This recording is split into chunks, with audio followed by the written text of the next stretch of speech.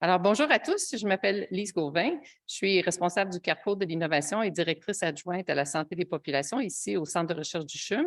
Et c'est un grand plaisir pour moi de vous accueillir à cette rencontre où on va parler de Cartagène, de la génétique humaine à la santé environnementale. Je vais brièvement dire quelques mots sur nos présentateurs. Ils sont deux. Alors, il y a Vicky Ho, qui est chercheuse régulière ici au Centre de recherche du CHUM, dans l'axe du Carrefour de l'innovation. Elle est professeure agrégée d'épidémiologie à l'École de santé publique et titulaire d'une chaire de recherche du Canada, des Instituts de recherche en santé du Canada sur la science du sexe et du genre dans la recherche en cancer. Et elle est responsable du volet épidémiologique de Cartagène. Nous accueillons aussi Guillaume Lettre, qui est professeur titulaire de médecine à l'Institut de cardiologie de Montréal et aussi à l'Université de Montréal, ça depuis 2009. Il a une chaire de recherche du Canada depuis 2010 et est membre du Collège de la Société royale du Canada depuis 2019 et a obtenu son doctorat en génétique du développement à l'Université de Zurich. Et il est responsable à Cartagène du volet génétique. Alors, ils vont vous parler des objectifs, mais on espère que vous serez très nombreux à faire appel à la cohorte Cartagène dans les années à venir. Merci.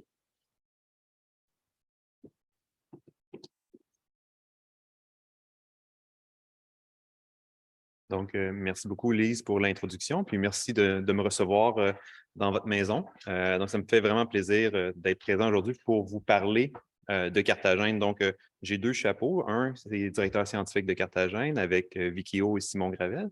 Et l'autre, c'est évidemment chercheur à l'Université de Montréal à l'Institut Cardio. Aujourd'hui, je vais vous parler un petit peu de ma recherche, mais l'objectif principal, ce qu'on veut faire aujourd'hui, c'est de démystifier Cartagène. C'est quoi Cartagène? Comment on accède aux données Cartagène? En espérant qu'à la fin, vous ayez tous le goût d'accéder, que vous soumettiez des demandes et qu'on ait plein de nouvelles propositions de recherche pour Cartagène.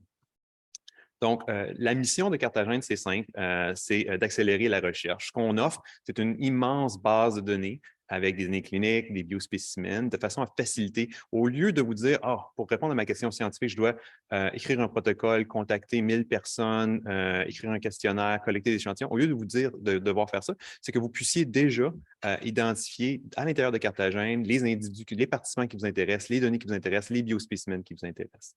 Il y a près de 43 000 participants qui ont été recrutés dans différents centres au Québec. Puis comme je vous le disais, il y a une très, très vaste collection de données biospécimens qui sont disponibles. Il y a plusieurs caractéristiques qui font de Cartagène une ressource unique au Québec et même à certains égards au Canada et au niveau international. C'est la plus grande biobanque populationnelle du Québec.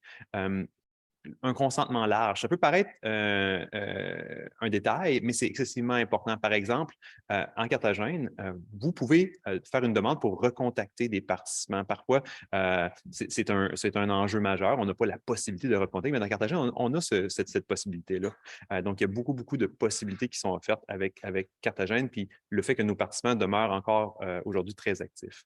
Il y a un arrimage avec les données médico-administratives du gouvernement du Québec, beaucoup de données, reconstruction généalogique avec le projet Balzac. Puis également, quelque chose sur lequel je pense que Vicky va parler un petit peu. Cartagène fait partie de CanPat, qui est un organisme, une organisation pan-canadienne qui regroupe plus de 300 000 participants. Et pour beaucoup de ces données, elles ont été harmonisées à travers les différentes cohortes qui constituent CanPat. Chronologie très brièvement, Cartagène, ce n'est pas nouveau, mais c'est encore une jeune cohorte. Elle a débuté en 2008-2029 avec une phase A. On a recruté 20 000 participants, suivi d'une phase B pour nous amener progressivement vers 43 000 participants des résidents du Québec. On a beaucoup de données cliniques qui ont été collectées lors du recrutement, mais peut-être aussi pour juste le mentionner, Cartagène demeure une cohorte active, c'est une cohorte qui grandit. Et donc, par exemple, on a eu des projets très récents sur la COVID. Donc, on a des données toutes récentes sur la COVID. Parlant de données qui ont été collectées, vous avez ici un résumé très bref. Donc, des questionnaires de santé que tous les participants ont répondu lors du recrutement. On a des données de nutrition chez plus de 10 000 participants. Puis il y a des projets en cours avec l'Université Laval, avec des gens à Québec pour harmoniser, nettoyer ces données-là. On a des données physiques chez plus de 20 000 participants. Puis vous avez la liste ici, là, ça va de la taille, le poids au profil lipidique, par exemple. Puis des données environnementales. Puis pour certains participants, on a aussi des données très, très nichées, comme des IRM ou encore des profils sérologiques pour des projets de COVID. Il y a beaucoup d'échantillons qui ont été collectés. Beaucoup de ces échantillons demeurent disponibles. Ils sont stockés pour le futur. Donc, il y a du sérum, il y a du sang, il y a de l'ADN qui a été collecté. On a effectué beaucoup de mesures sur plusieurs biospécimens déjà dans Carthagène. Donc, par exemple, les profils sanguins ont été faits, les profils lipidiques ont été faits, les enzymes hépatiques ont été mesurées. Donc, il y a beaucoup de mesures qui sont disponibles dans un très grand nombre de participants. Puis peut-être pour mettre l'emphase sur ce que je connais le mieux, il y a aussi beaucoup de génétique. Donc, Carthagène est l'une des plus grandes biobanques canadiennes avec des données génétiques complètes. On a des données de génotypage chez plus de 30 000 participants et des données de séquençage chez près de 2200 participants.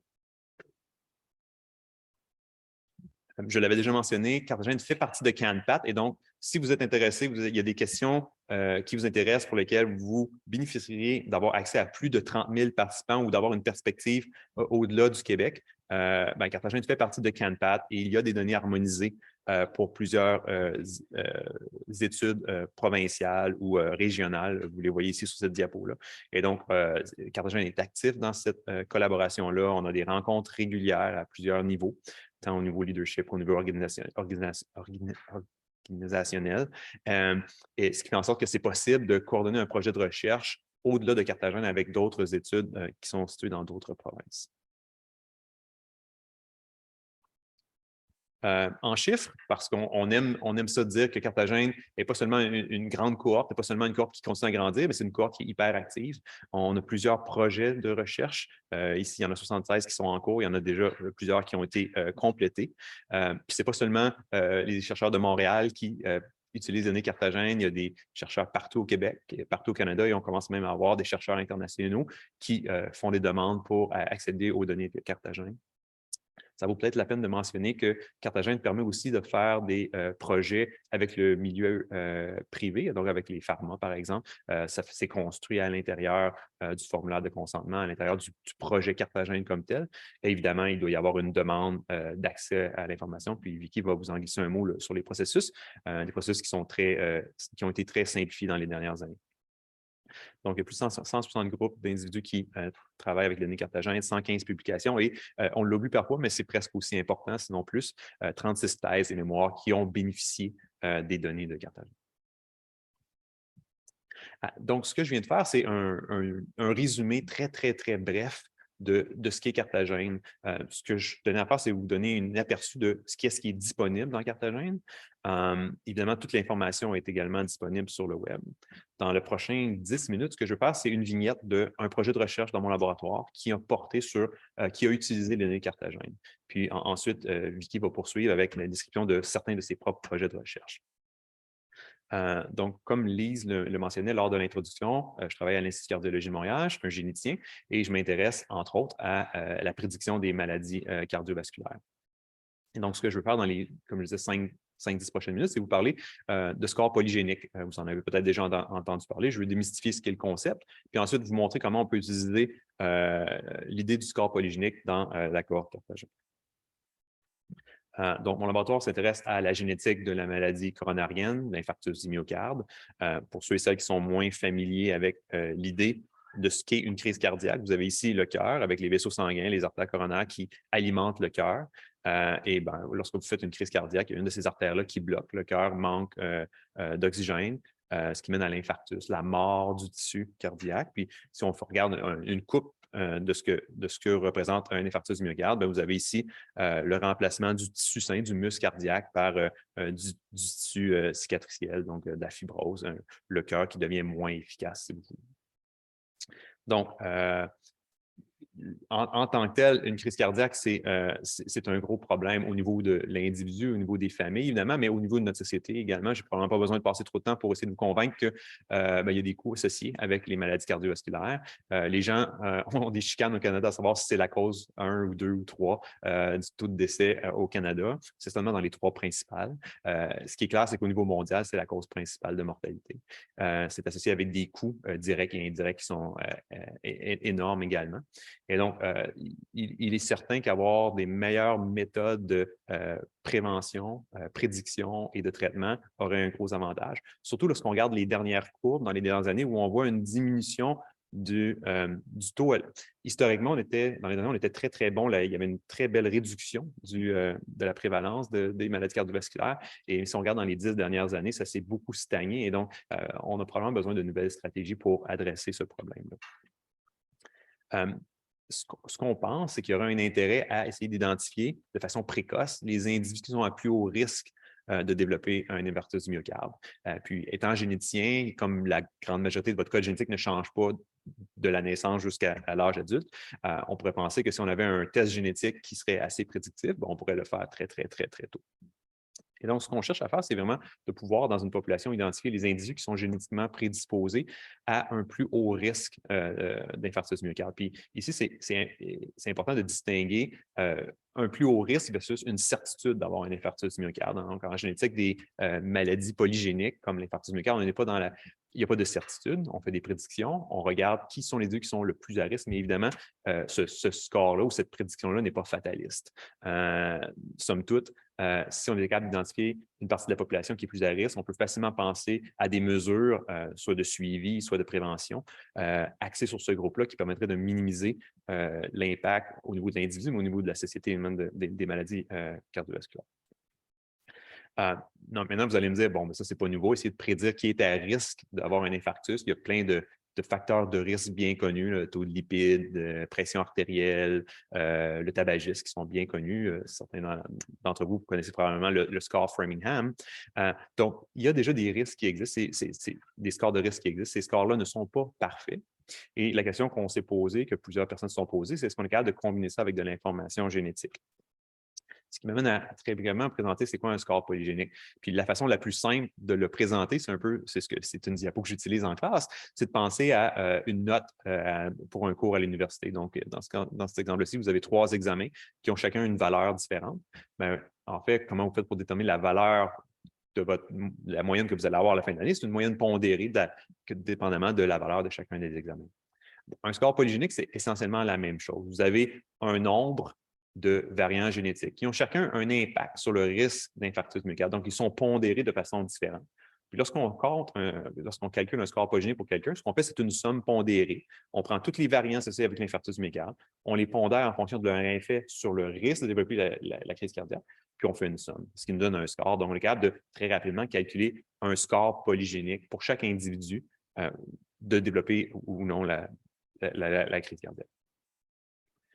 Et donc, l'idée, c'est de combiner les facteurs de risque traditionnels. On ne dit pas qu'on devrait faire que de la génétique, mais c'est de combiner les scores traditionnels, comme la formule lipidique, le LDL cholestérol, avec un score polygénique pour voir si on n'aurait pas une meilleure résolution, une meilleure capacité à identifier peut-être plus tôt les gens qui, comme je le disais plus tôt, bénéficieraient d'un traitement plus précoce, d'un suivi plus précoce. Entre autres, ce dont je vais vous parler aujourd'hui, c'est 2 scores polygéniques qui ont été développés, qui ont été publiés en 2018, qui incluent entre 2 et 7 millions de variants. Donc, grosso modo, ce que ce sont des formules dans lesquelles on entre les génotypes et on obtient un score. Donc, pour chaque individu, vous avez un score. Puis, on s'est posé la question, est-ce que ces scores-là fonctionnent dans les populations qui nous intéressent? Juste avant de parler des populations qui nous intéressent, juste encore une fois, pour illustrer la valeur potentielle des scores polygéniques, ce que vous avez ici, c'est le risque ou la valeur prédictive de plusieurs facteurs de risque pour la maladie coronarienne. Sur l'axe des Y, là, sans entrer dans les détails, le C-index, c'est une mesure qui nous permet de distinguer cas et contrôle. Si vous voulez, là, je viens de le résumer très, très brièvement. Et plus la valeur est élevée, plus le test permet de séparer ces groupes-là. Et vous avez aussi la valeur de plusieurs facteurs de risque, donc, par exemple le tabagisme, le diabète, l'hypertension, le mauvais cholestérol. Vous voyez ici en bleu pâle, c'est méta-GRS, c'est un score polygénique. Donc, en somme toute, dans la même population, ce score polygénique est au moins aussi, je n'aime pas utiliser le mot prédictif, mais il permet aussi bien de classer cas et contrôle. Qu'en est-il lorsqu'on compare l'ensemble des facteurs connus ici en vert? Bien, ce qu'on voit, c'est que lorsqu'on ajoute le score polygénique, il y a un gain d'information. Donc, ce n'est pas redondant avec les facteurs de risque déjà établis. Le score polygénique capture quelque chose de supplémentaire qui nous permet de séparer cas et contrôle de façon plus efficace. Donc, ce que Florian Woodman a fait dans mon équipe lorsqu'il était postdoc, c'est de se poser la question, est-ce qu'on peut utiliser ces scores polygéniques-là qui ont été publiés dans d'autres populations, puis les appliquer à populations québécoises qui nous concernent. Puis les deux cohortes qu'on a utilisées, c'est la biobanque de l'ICM, c'est là où je travaille, puis, et Carthagène. Puis tout simplement, ce qu'on a fait, c'est qu'on a pris les individus dans ces cohortes-là, on a calculé leur score polygénique, puis on a posé la question, est-ce qu'il y a une distinction en termes de score pour les individus qui ont un infarctus du myocarde versus ceux qui l'ont?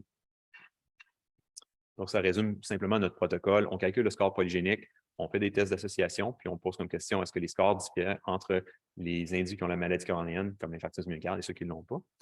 Je vais sauter cette diapo-là, c'est juste pour montrer que les scores étaient corrélés. Passer au résultat qui est le plus intéressant. Donc, ce que vous voyez ici, ce sont les distributions de scores polygéniques entre des cas en orange et des contrôles en vert. Ça, c'est des données qui sont dans Carthagène.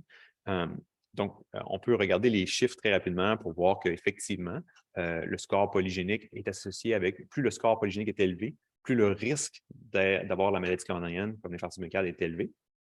Donc, c'est une validation en soi. Peut-être le résultat qui est le plus intéressant, par contre, c'est de regarder les deux courbes. Dans un monde parfait, ce qu'on aurait voulu, c'est que les deux courbes soient complètement séparées. Donc là, on aurait eu un test prédictif parfait, là, quelque chose qui serait super. Vous voyez qu'il y a quand même un gros overlap, je m'excuse pour l'anglicisme, et donc il y a des individus qui ont un infarctus du myocarde, mais qui ont un score polygénique bas, puis il y a des individus qui n'ont pas eu l'infarctus du myocarde, qui ont un score polygénique élevé.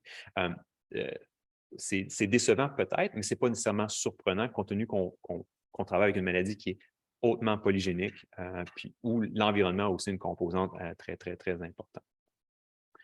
Donc, les scores polygéniques fonctionnent en termes de discriminer, du moins statistiquement, les individus qui ont ou pas la maladie coronarienne. On a obtenu le même résultat avec l'autre score polygénique, donc il y a une belle validation interne des différents outils disponibles. Et donc, je suis bien conscient que lorsqu'on regarde ces courbes de distribution-là, on se dit, ah bon, est-ce qu'il y a une application clinique au score polygénique?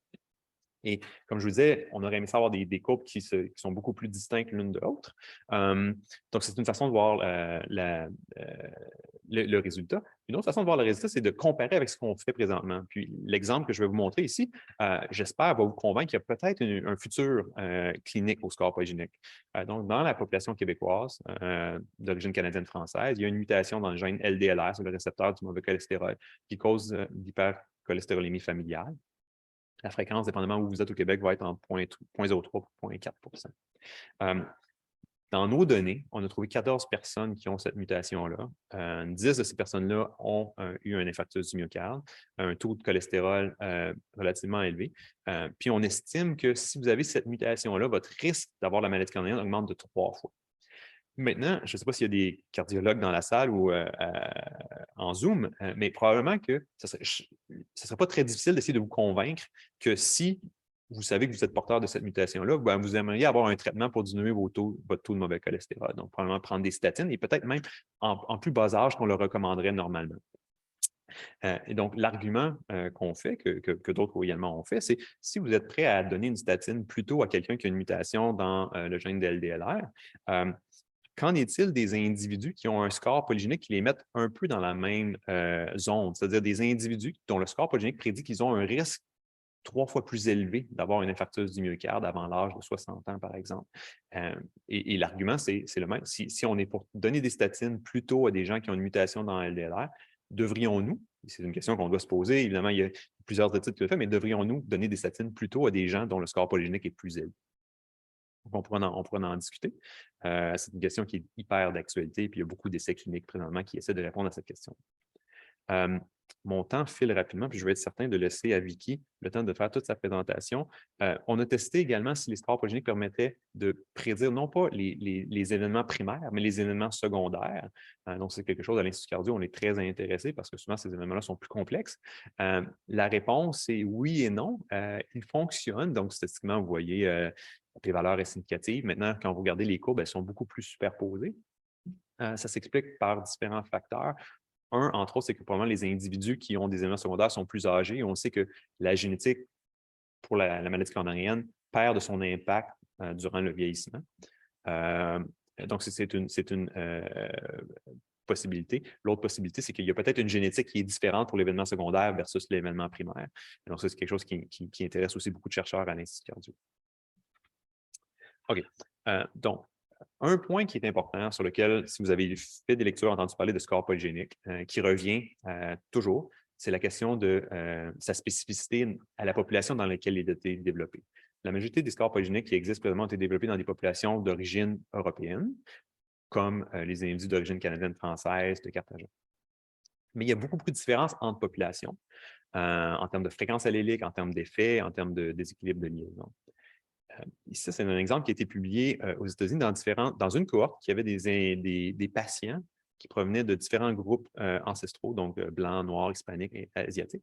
Puis la seule chose dont je veux que vous regardiez, c'est les carrés noirs ici qui représentent l'effet du score polygénique sur le risque d'avoir un infarctus myocarde. Puis ce que vous pouvez voir, c'est qu'il y a quand même une très grande différence entre les différentes populations. Puis on peut surtout contraster la population blanche et la population noire. On voit que le score polygénique, qui a été, je vous rappelle, développé dans les populations blanches, performe vraiment moins bien dans les populations d'origine africaine. Donc, ça, c'est quelque chose qui est bien connu, qui n'est pas une surprise, mais qui est un signal d'alarme aussi, ce qui signifie que présentement, ce qu'on fait en développant nos scores polygéniques est optimisé pour les populations d'origine européenne. Qu'est-ce qu'on peut. Et est-ce que ça, c'est pertinent pour le Québec? Bien, évidemment, la réponse est oui. Le Québec est une population qui est majoritairement blanche, mais il y a quand même 1,4 million de Québécois qui ne sont pas d'origine européenne, et vous les voyez ici. Et donc, effectivement, si on espère démocratiser la médecine génomique à l'ensemble de notre population, bien, il faut se préoccuper aussi également des minorités visibles. Et donc, la bonne nouvelle dans ça, c'est que Carthagène n'est pas qu'une cohorte canadienne-française. Il n'y a pas que des Blancs dans Carthagène. C'est une diapo qui m'a été donnée par Luc dans le laboratoire de Simon Gravel. Ce que c'est ici, c'est une représentation en 2 dimensions de la cohorte en entier. Ce que vous avez, c'est chaque point ici est un individu.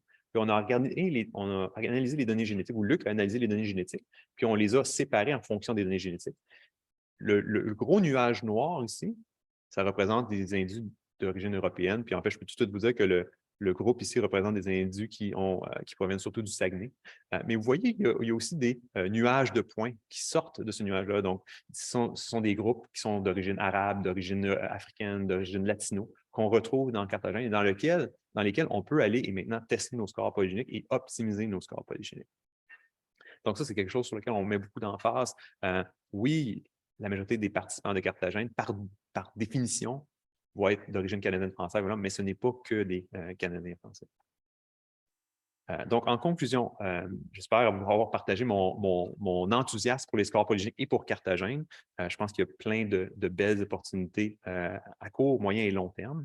Je m'en voudrais de ne pas mentionner qu'il y a eu beaucoup de scepticisme aussi dans la communauté par rapport à l'applicabilité clinique des scores polygéniques. C'est quelque chose dont on pourra parler, si vous voulez, tout à l'heure. Puis finalement, oui, s'il vous plaît, utilisez et surutilisez les données Carthagène. Elles sont là pour faciliter, accélérer vos projets de recherche. Donc, je vous remercie pour votre attention. Je vais passer la parole à Vicky.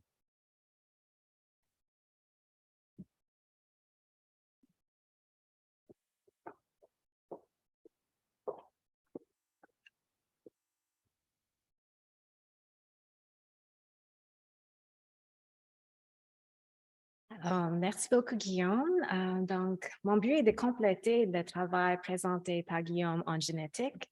Je voudrais vous démontrer la richesse de données disponibles en Carthagène avec des travaux en épidémiologie axés sur les facteurs environnementaux. Donc, aujourd'hui, je vais vous présenter 2 études épidémiologiques dans Carthagène. La première vise à analyser le rôle des expositions professionnelles et le risque de cancer du poumon.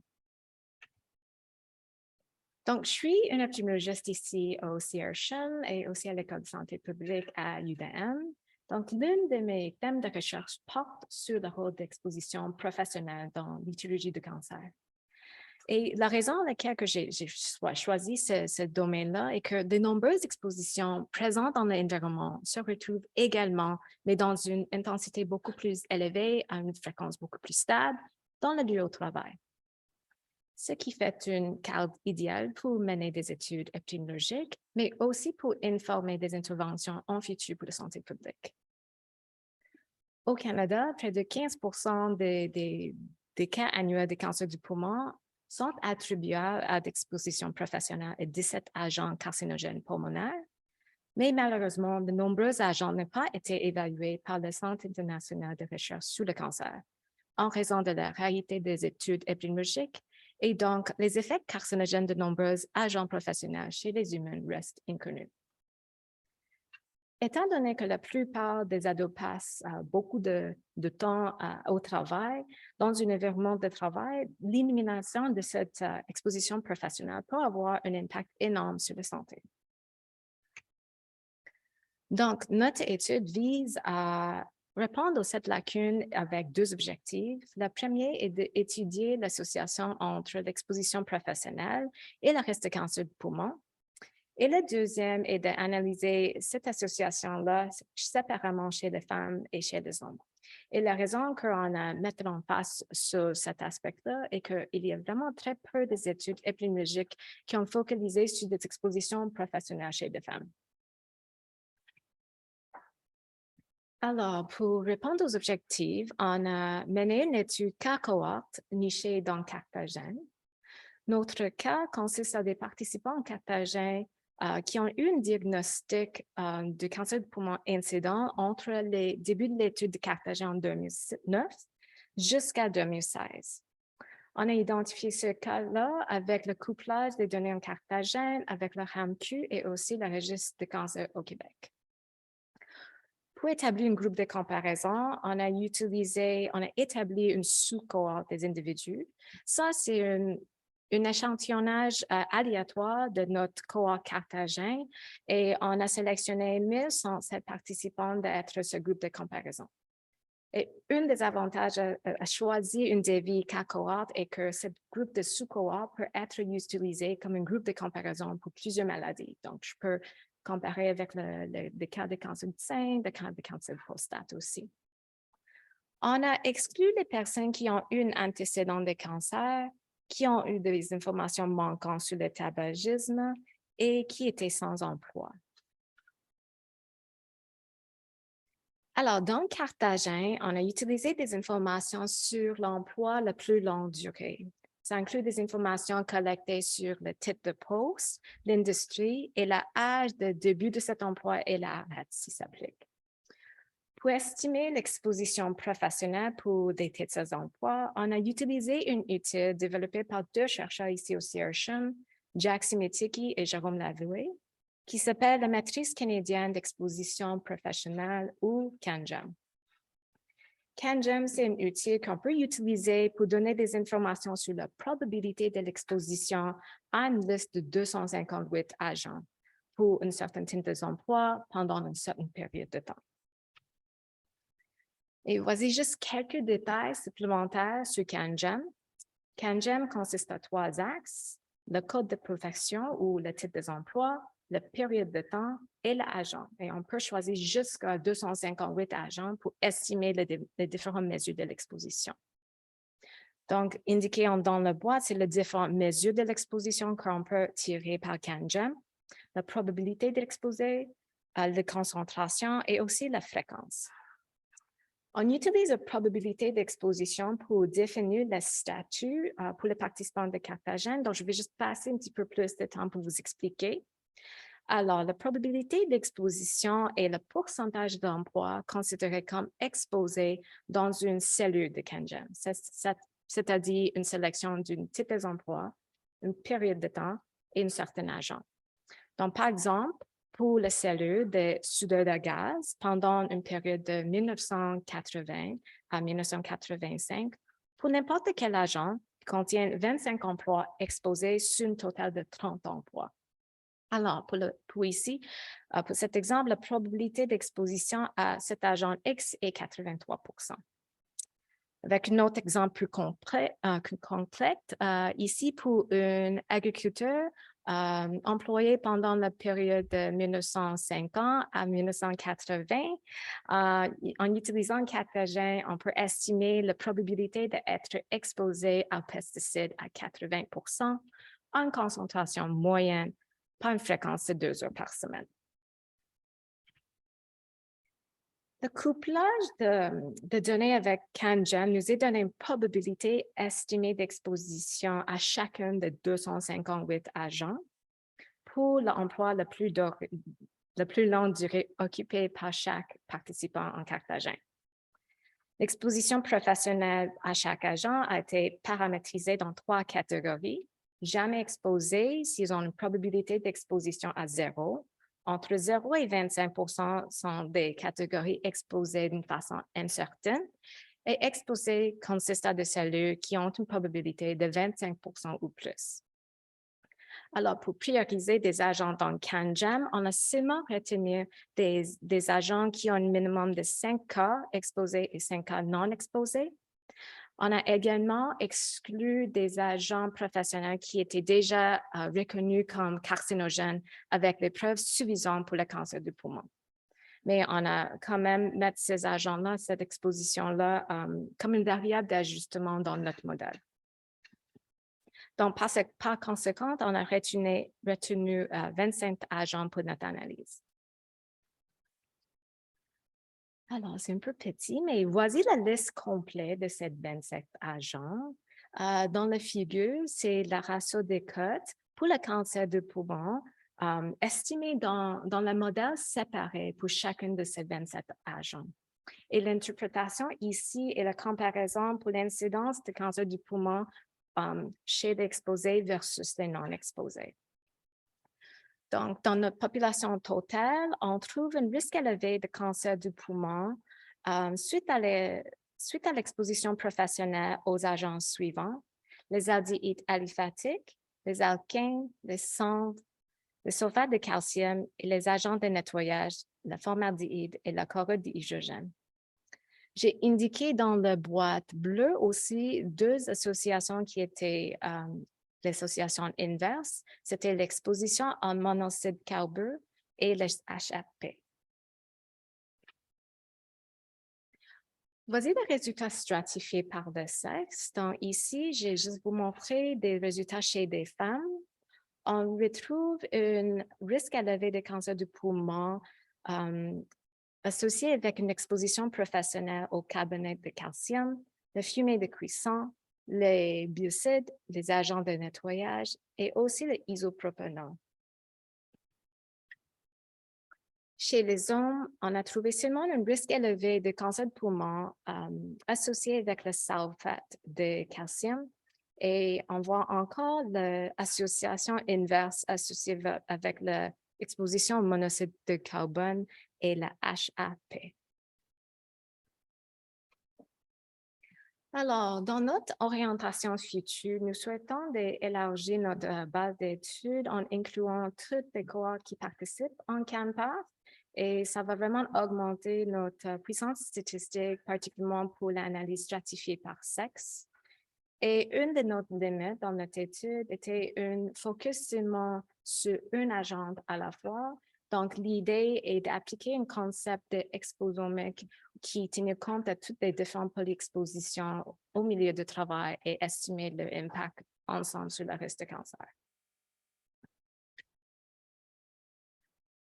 Outre ma propre expérience, je voulais juste partager quelques projets intéressants des autres collègues qui utilisent également la base de données Cartagena. Voici une étude menée par Noël Noisel, qui est un professeur à l'École de santé publique à UDM. Cette étude est intitulée « L'évaluation d'exposition des travailleurs à la chaleur ». Nous connaissons tout bien le contexte. Le changement climatique a pour impact pour augmenter l'intensité et aussi la fréquence des différentes vagues de chaleur. Donc, ce projet est le premier initiative qui vise à identifier les travailleurs vulnérables à la chaleur à l'aide de bases de données cartagines. Donc, en utilisant des données d'emploi qui sont disponibles dans la base de données de Carthagène, ils ont relié avec des données médico-administratives. Ils ont identifié que 42% des travailleurs des secteurs ciblés ont travaillé à l'extérieur pour plus que 3 heures par jour durant le mois le plus chaud. Donc, ça devient une exposition quand même prévalente. La grande majorité des travailleurs sous médication utilisent une ou plusieurs molécules qui peuvent affecter la thermorégulation. Et seulement 96 participants ont eu une consultation, une visite à l'hôpital liée avec la chaleur. Donc, c'est quand même un événement de santé rare. Voici un autre exemple de Nolwenn. Le contexte était toujours lié avec le changement climatique qui génère des conséquences directes sur les zoonoses. Alors, leurs objectifs étaient d'identifier le nombre d'épisodes de zoonoses priorisés chez les participants de Carthagène et de décrire les cas cliniques de zoonoses priorisés en fonction de la gravité des épisodes, les maladies et aussi la prise en charge médicale. Donc, en relayant les données de Carthagène avec des données médico-administratives, ils ont identifié 14 types de zoonoses priorisées et identifié 508 épisodes de zoonoses à partir de nos bases de données chez 459 participants. Les zoonoses les plus fréquemment identifiées incluent la campylobactériose, l'influenza, le syndrome pulmonaire adenovirus et la salmonellose. La listériose, c'était la zoonose qui génère le plus d'actes médicaux. Finalement, je vais juste conclure avec un exemple d'une étude qu'on a menée qui utilise le biobank de Carthagène pour informer sur le rôle de la méthylation de l'ADN sur le cancer du poumon.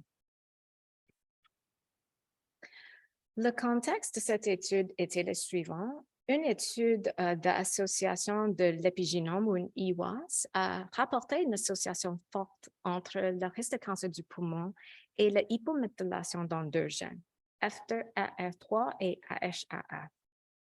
Cette forte association observée démontre que la méthylation de l'ADN spécifique à certains gènes peut servir d'un marqueur précoce dans l'étiologie de cancer du poumon.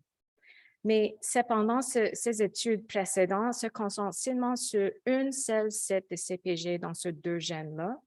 Donc, notre motivation est de répliquer cette étude pour voir si des profils régionaux de méthylation de l'ADN pourraient permettre de mieux comprendre cette association avec le cancer du poumon. Donc, l'idée est de quantifier le niveau de méthylation dans plusieurs sites CPG. Donc, voici nos objectifs. Le premier est d'étudier l'association entre la méthylation de l'ADN dans ces 2 gènes-là avec l'incidence de risque de cancer poumon. Notre hypothèse était que la hypométhylation dans ces 2 gènes-là diminue le risque du cancer du poumon. On veut également étudier l'association entre le tabagisme et l'exposition professionnelle sur le niveau de méthylation dans ces 2 gènes. Pour répondre aux objectifs, on a mené une étude cas témoins nichée dans Carthagène. Donc, pour le groupe de cas, on a identifié le cas incident en utilisant la même approche décrite pour l'étude précédente. On a juste ajouté le critère que ce cas incident doit avoir un échantillon de sang disponible. Pour les témoins, on a choisi 2 témoins pour chaque cas et on a apparu par fréquence par des facteurs âge, sexe et aussi la phase où le prélèvement de sang était pris. La sélection des témoins a été faite en 2016 parmi les participants qui n'ont jamais développé le cancer du poumon et qui ont aussi un échantillon de l'ADN isolé. On a utilisé une technologie qui s'appelle Sequenom EpiTyper pour quantifier la méthylation de l'ADN. Pour FTAR3, on a sélectionné de mesurer le niveau de méthylation dans 7 sites et pour AHAA dans 33 sites. Les informations sur le tabagisme étaient collectées par le questionnaire de Carthagène qui inclut des informations sur le statut tabagique actuel, l'âge qu'une personne a débuté à fumer le tabac ou d'arrêter de fumer et le nombre moyen de cigarettes fumées par semaine. Pour englober toutes ces informations-là, on a créé un index qui s'appelle un index complet de tabagisme. Et l'idée est que ce n'est pas juste le statut qui est important, c'est aussi le nombre, l'intensité, la durée de tabagisme. Pour l'évaluation des expositions professionnelles, on a quand même utilisé CanJam, mais on a seulement sélectionné des agents chimiques qui sont aussi disponibles qui sont aussi dans la fumée de tabac. Et voici les 18 agents d'intérêt qu'on a inclus. Pour l'exposition professionnelle, pour chacun de ces 18 agents a été dichotomisé basé sur une seule de probabilité d'exposition à 25%. Et après, on a créé une variable sommaire pour juste catégoriser nos participants à des personnes jamais exposées pendant le travail à ces 18 agents, exposés à un de ces 18 agents ou exposés à 2 plus de ces 18 agents. Voici nos résultats. Donc, ça, c'est la considération d'une représentation continue de la méthylation de l'ADN. Ici, on a juste utilisé la moyenne niveau de la méthylation de l'ADN dans chaque gène. Donc, pour chaque augmentation d'une écart type de le niveau de méthylation dans chacun de ces deux gènes, on voit une forte diminution du risque pour le cancer du poumon. Pour répondre à notre motivation pour cette étude, on veut voir si les associations diffèrent selon les différents sites de CPG. Donc, sur les 7 sites de CPG sélectionnés dans le gène F2RR3, on voit que les associations inverses étaient vues dans 6 sur 7 de ces sites-là. Et pour le gène AHR, on a des résultats un petit peu plus divergents. Donc, sur 33 sites, 21 supportent une association inverse avec 11 sites qui représentent une association nulle et 1 qui suggère une association positive. Par rapport à l'association entre le tabagisme et la méthylation de l'ADN dans ces deux gènes-là, voici notre fameuse index. Donc, l'interprétation ici est pour chaque écart type d'augmentation de cet index complet pour le tabagisme. Et on voit une diminution de le niveau de méthylation dans ces deux gènes. Pour un autre contraste qui est peut-être beaucoup plus facile à comprendre, si on compare le niveau de méthylation dans ces deux gènes-là, chez des fumeurs actuels versus des personnes qui n'ont jamais fumé, on voit une diminution de le niveau de méthylation dans ces deux gènes-là. Malheureusement, pour nos résultats par rapport aux expositions professionnelles, on ne retrouve aucune association entre l'exposition professionnelle à ces 18 agents avec le niveau de méthylation dans ces deux gènes. Alors, en conclusion, notre étude cas-témoin niching dans Carthagène a répliqué les résultats qu'on a vus dans les études IWAS précédentes et ça soutient que le tabagisme est associé à une diminution de le niveau de méthylation dans le gène AHR et F2RR3. Également, mais dans une analyse séparée, on voit qu'une diminution de le niveau de méthylation dans ces deux gènes est associée avec une augmentation de l'incidence de cancer du poumon. Alors, notre direction future est en train d'analyser ou effectuer une analyse de médiation pour voir pour l'association entre le tabagisme et le cancer du poumon, quel pourcentage est expliqué par la méthylation aberrante dans ces deux gènes. Alors, avant de terminer, c'est juste de remercier mon équipe et particulièrement les 3 étudiants à la maîtrise qui ont mené ces 3 analyses. Un gros merci aux participants de Carthagène et aussi notre organisme subventionnaire. Et comme Guillaume a déjà mentionné, nous sommes 3 directeurs scientifiques au Carthagène, mais juste au cours du temps, c'était seulement moi et Guillaume qui ont eu l'opportunité de présenter notre projet de recherche, mais on a quand même Simon Gravel qui est ici avec nous, qui a un programme de recherche qui porte sur l'exploitation de données en Carthagène. Et vous pouvez aller sur le site web pour plus d'informations, mais on peut aussi ouvrir la période de questions. Merci.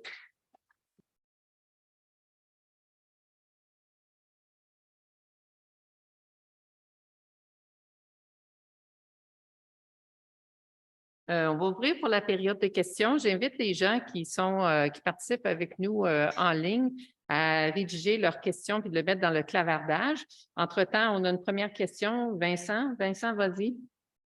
Oui, merci beaucoup. C'est vraiment super intéressant. J'ai une question pour Guillaume. On est tous confrontés quand on commence à parler d'application clinique de ce genre d'approche à la question qui fut de la part de nos décideurs, c'est quel est le coût-bénéfice. Puis dans ton très bel exemple sur la maladie coronarienne, tu montres je ne fais pas partie des sceptiques, mais tu montres un bénéfice additionnel du facteur de risque par rapport au facteur traditionnel, je dirais, relativement modeste. C'est pas, comme tu l'as dit, c'est pas redondant, mais c'est pas non plus complètement inutile. Or, en prévention primaire, on aurait séquencé du monde. Donc, est-ce qu'il y a eu des analyses économiques qui ont été faites et comment est-ce qu'on arrive à convaincre, puis c'est self-serving la question, parce qu'on est dans des démarches semblables ici. Comment est-ce qu'on arrive à convaincre nos décideurs et nos agents payeurs que ça vaut le coup de faire ça? La réponse facile à cette question-là, c'est que vous n'avez pas besoin de séquencer tout le monde. Un test génétique pour mesurer le génotype à 1 million d'endroits dans le génome va coûter environ 50 $. Et donc là, on est dans le très abordable compte tenu du budget du ministère de la Santé. Ben, on pourrait faire l'argument qu'il pourrait s'adresser à toute la population. On pourrait faire cet argument-là à entre 50 et 80 $. C'est très, très consistant avec plein de tests qu'on fait présentement. Je pense que la vraie réponse à votre question, je ne l'ai pas. C'est-à-dire, dans un essai clinique et qui comprendrait un volet sérieux d'économie qui évaluerait le coût-bénéfice d'introduire le score polygénique, compte tenu du coût du test, ce que vous sauveriez en allant en prévention primaire plus agressive plus tôt. L'avantage, c'est qu'une statine ne coûte pas cher non plus. Et donc, on peut faire l'argument que d'un point de vue budgétaire, financier, ça tient la route parce que ce ne sont pas des coûts exorbitants. Ce n'est pas comme séquencer le génome monde entier où on sera plus dans les eaux de 500, 600, 700 $. On pourrait faire cet argument-là. Maintenant, the jury is still out there. Il y a des études au Québec, il y a des études à l'international qui sont en train d'évaluer. D'abord, est-ce que c'est vrai que d'un point de vue clinique, là, à traiter des gens, pas un exercice académique, mais est-ce que c'est vrai qu'il y a un gain en termes d'identifier les individus, de les traiter? Est-ce que les individus se laissent traiter parce qu'ils ont un score polygénique? Il y a plein de questions vraiment incroyablement intéressantes à ce niveau-là. Mais je pense que ça tient la route. Je pense que le point de vue du coût, point de vue du traitement en prévention, je pense que ça tient la route. Oui. Oui, peut-être. On va la répéter si tu veux bien pour les personnes qui sont en ligne. Donc, j'invite les gens à poser des questions, les personnes qui sont en ligne. Vas-y, Vincent, puis je vais la répéter avant de permettre de répondre. Juste pour faire le lien entre une stratification par sexe du risque de cancer du poumon social.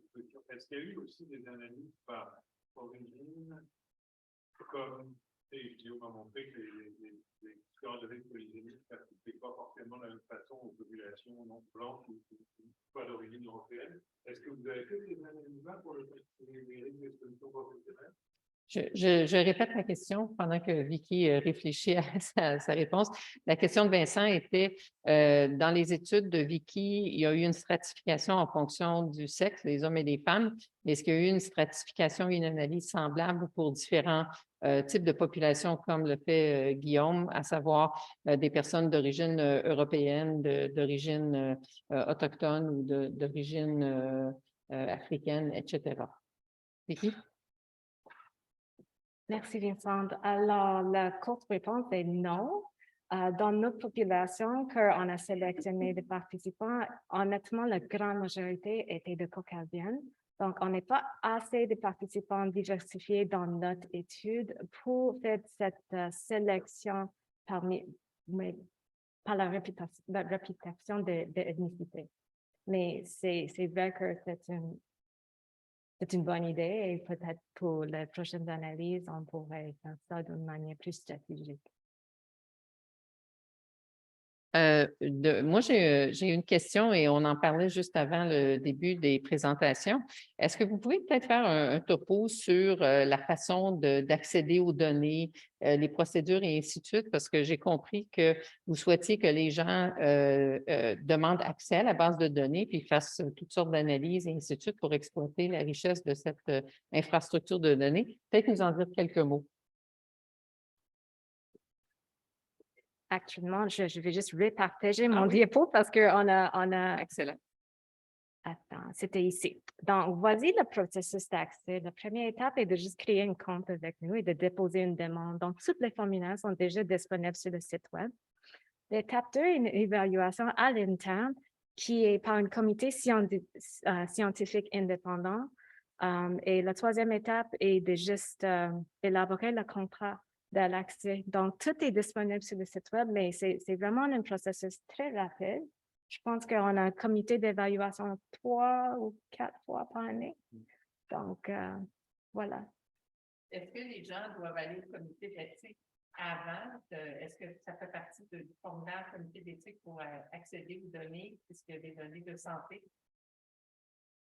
Guillaume dit non, mais je vais laisser Guillaume répondre. Vous avez besoin d'une approbation éthique pour accéder aux données Cartagena, mais pour faire votre demande de projet, au niveau faisabilité, vous n'avez pas besoin de votre protocole éthique déjà établi. Donc, ça fait partie du processus. Puis l'équipe de Cartagena est bien au courant qu'il va y avoir un petit peu de rétroaction. Oui, c'est faisable. Non, c'est pas faisable. Oui, c'est faisable. Allez de l'avant, commencez à écrire votre protocole éthique. Puis nous, on va continuer à évaluer cet aspect-là. Évidemment, il n'y a pas personne qui va accéder aux données Cartagena sans avoir quelque part une approbation éthique de leur comité. Une autre question de la part de Vincent. Oui, désolé, c'est technique, mais c'est un lien avec ce que vous venez de dire. Dans la mesure où tous les patients sont consentis largement, les nouvelles dispositions de la loi 25 sur la facture relative à la DPG, ça ne touche pas, je suppose, de ce que j'ai peur. Alors, la question était, puisque les patients ont déjà tous consenti, est-ce que les nouvelles réglementations reliées à la loi 25 sur la protection de la vie privée, est-ce que ça s'applique, à savoir, est-ce qu'il faut faire une déclaration à la CAI où il y a un délai incompressible de 30 jours? Je vais donner une réponse rapide en vous disant que je ne suis pas vraiment au courant de la procédure. Ce que je peux vous dire, c'est que dans la dernière année, il y a un processus qui a été mis en place au Saint-Justine où est hébergé Cartagena pour qu'il y ait un accès rapide aux données médico-administratives. Maintenant, par rapport à la loi 25, je vous avoue que Non, mais honnêtement, si tous les patients sont les participants, les participants sont consentis, ça devrait pas être. Ça, je peux vous garantir que tous les participants sont fortement consentis pour participer dans Cartagena. Je vais juste aller voir s'il y a d'autres questions. Et juste, dernière question par rapport à ça, la question d'accès du moment où on dépose jusqu'à temps qu'on ait la base de données sur un serveur quelconque, on parle de combien de semaines à peu près?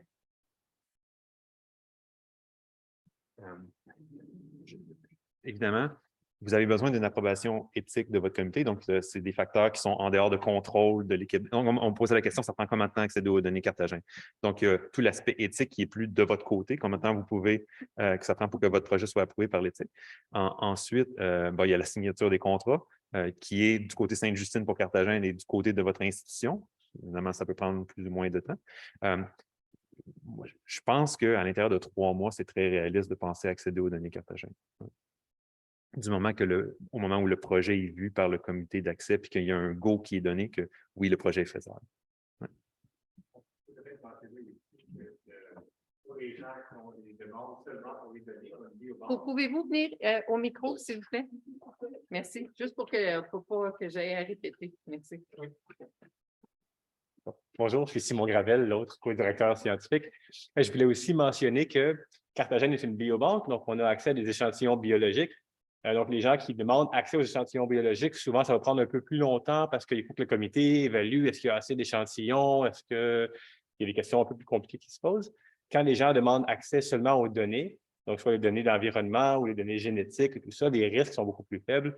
Donc, en général, quand j'étais sur le comité d'accès aux données avant d'être co-directeur, en général, ces demandes-là, ça va très rapidement. C'est plus pour les demandes de données où là, il y a plus des fois un retour. Est-ce que vous pouvez le faire avec un petit peu moins de matériel ou pas? Donc, juste ajouter ça. Il y a une question dans le fond de la salle. Allez-y.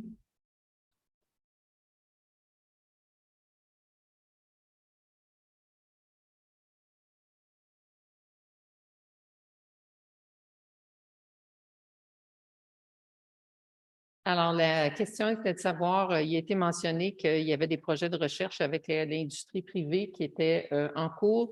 Et est-ce que ces projets-là sont faits en collaboration avec des chercheurs dans le milieu public ou ils sont faits de façon complètement indépendante? Oui, donc, pour autant que je sache, ça peut se faire des deux façons. Donc, une compagnie peut demander, ils font un protocole de recherche et on va l'évaluer de la même façon qu'on va évaluer un protocole d'un chercheur. Les demandes en collaboration sont aussi évidemment bienvenues.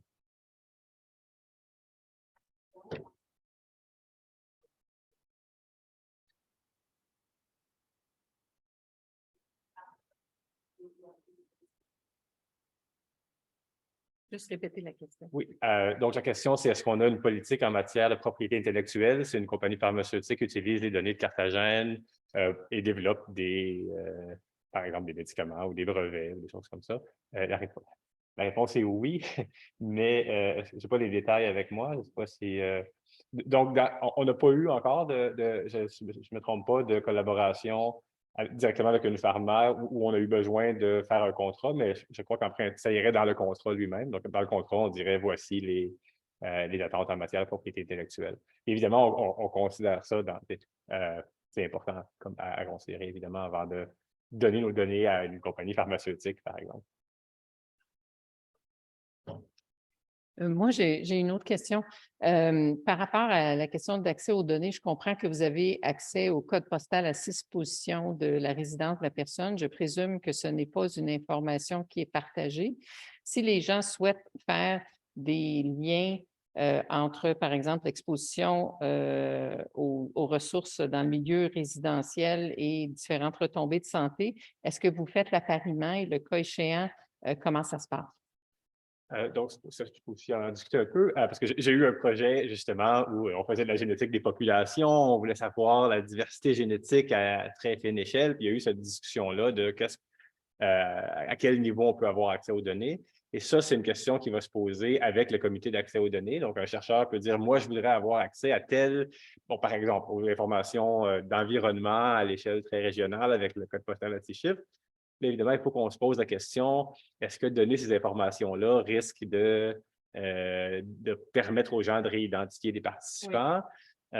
Et donc, le comité va se poser ces questions-là. Il va faire l'analyse, est-ce qu'il y a une façon autre? Si c'est le cas, par exemple, dans mon code postal à 6 chiffres, on est la seule maison dessus. Donc, si quelqu'un donne des informations sur mon code postal à 6 chiffres, je vais être identifié directement. Donc, en général, on ne va pas donner des données qui vont permettre d'identifier des participants. Puis on va travailler avec les chercheurs pour voir qu'est-ce qu'on peut donner et quoi le risque-bénéfice. Excellent, merci. Je vois qu'il y a une réponse qui est donnée, un tiré du contrat d'accès. Le CHU Sainte-Justine ne revendique aucun droit de propriété intellectuelle sur les résultats, découvertes, inventions ou travaux découlant de l'utilisation des données ou des échantillons remis aux chercheurs et ou à l'institution. Voilà. Donc, réponse à votre question. Est-ce qu'il y a d'autres questions? Il y a un merci à Vicky et à Guillaume. On peut dire aussi à Simon. À Simon aussi. Alors, Il me reste à vous dire un grand merci et de votre participation à cet événement.